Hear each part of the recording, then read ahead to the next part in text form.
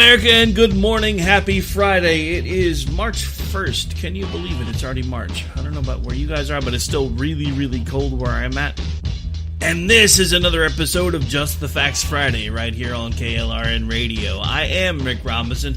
Hope everybody's having a great Friday. I know I've already said that once before, but what the heck? It's Friday, so it's nice to say it twice. All right, so let's talk.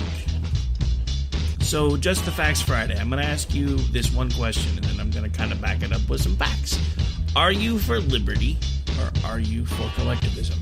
That's kind of my new mantra. I actually have to give credit to Stacey Lennox, who you may know is also part of KLRN Radio, and now also part of the Loftus party, writes for the Resurgent. She's been asking that question now since about 2015. It's kind of become my boiling down point, because at this point, that's basically the only question we need to worry about. Are you for liberty, or are you for collectivism? Because one leads to freedom, and the other one leads to tyranny. Now, here's the stuff to back it up. If you don't believe me, look at what's going on with House Bill 8 in the House. So the whole time we had Cohen on one stage, they were pushing through legislation that will in fact now make it a felony for anyone to use a gun that is not registered to them, even in self-defense, even in their own home. And that passed the House. Now my hope is that it does not pass the Senate, but it's still a very terrifying time to be alive in this country when you realize that basically it's designed to do two things. Curtail your ability to defend yourself in your own home, and also build a back-end database so they know who has guns and where.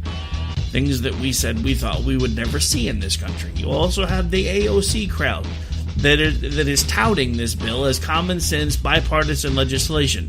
It is bipartisan. It is, in fact, not common sense. Because, again, it does all kinds of things that should never happen in this country.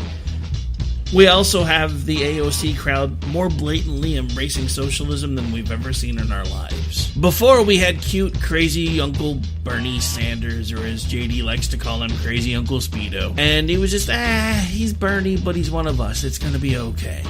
Now we have AOC, who is completely off the rails crazy for socialism. Now we have the Democrats. There's a recent poll that's been put out that 77% of Democrats are for some form of socialism in America. So again, I have to ask you this question. Are you for liberty, or are you for collectivism? Whatever your decision is, I'm not going to hold it against you. If you're for collectivism, I may point and laugh, but I'm not necessarily going to hold it against you. All right, folks, you know what time it is. This is Rick Robinson. If you like what we're doing here, make sure you follow along with the station at KLRN Radio on Facebook, Twitter, Minds, and Insta. And you can also follow along with me, Rick Robinson, on Facebook at RowdyRick73, Twitter, and Insta. And that's it for me. I haven't set up a Minds profile yet. You guys enjoy the rest of your day.